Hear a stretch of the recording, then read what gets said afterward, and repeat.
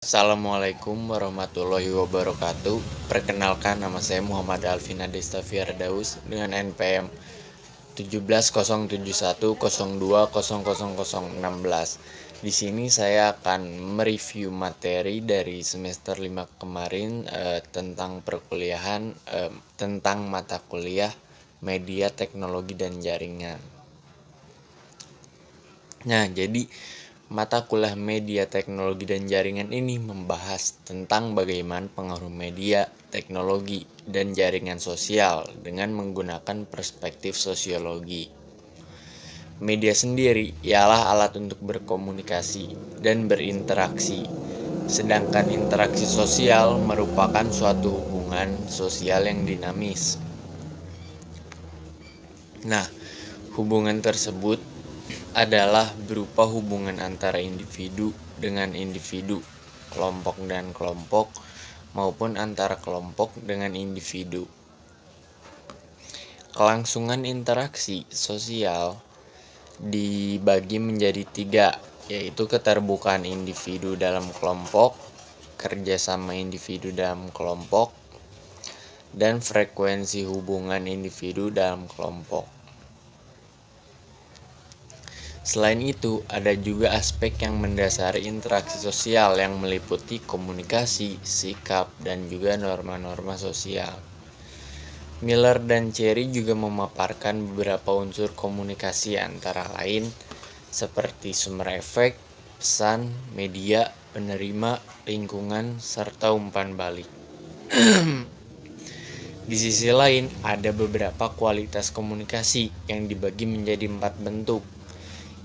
Yang pertama, komunikasi bersifat konsumtif, lalu yang kedua komunikasi bersifat konstekstual, lalu komunikasi bersifat beragam, dan komunikasi bersifat tidak lengkap.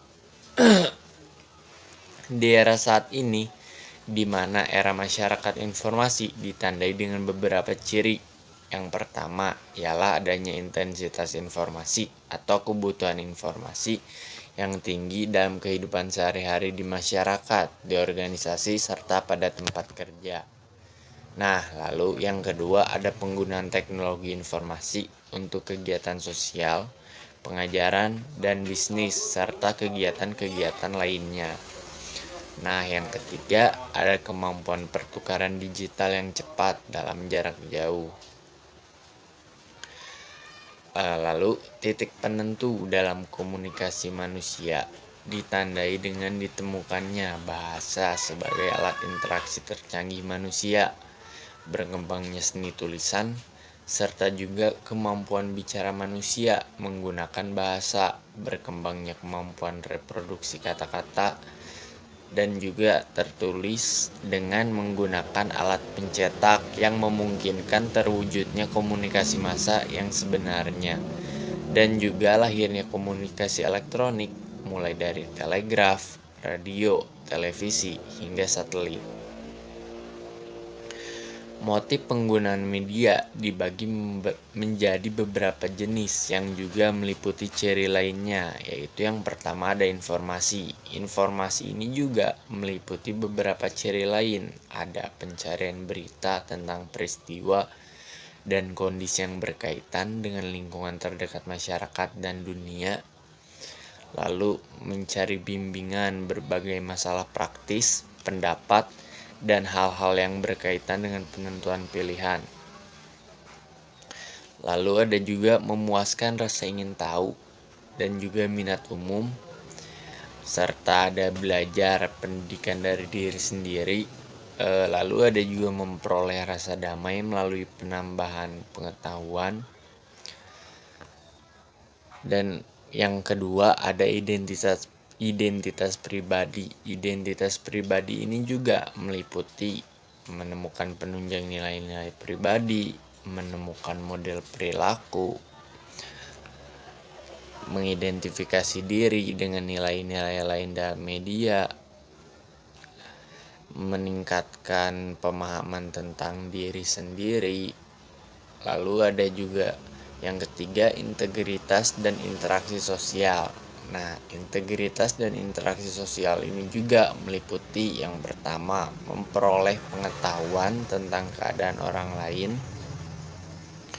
lalu mengidentifikasi diri dengan orang lain dan meningkatkan rasa ingin memiliki, lalu menemukan bahan percakapan dan interaksi sosial. Lalu ada memperoleh teman selain manusia. Lalu ada juga membantu menjalankan peran sosial, dan yang terakhir memungkinkan diri untuk dapat menghubungi keluarga, teman, serta masyarakat. Nah, ciri yang terakhir yaitu hiburan. Hiburan ini meliputi hal-hal seperti melepaskan diri dari permasalahan, bersantai, memperoleh kenikmatan jiwa dan estetis, mengisi waktu luang, serta penyaluran emosi. Nah, perlu diketahui juga bahwa Rogers membagi media ke dalam 4 era, yaitu era tulis, era media cetak, era media telekomunikasi, dan era media komunikasi interaktif. Sedangkan di sisi lain, McLuhan membagi media menjadi 5 periode, yaitu periode tribal, periode literatur, periode percetakan, periode elektronik, serta era komunikasi interaktif.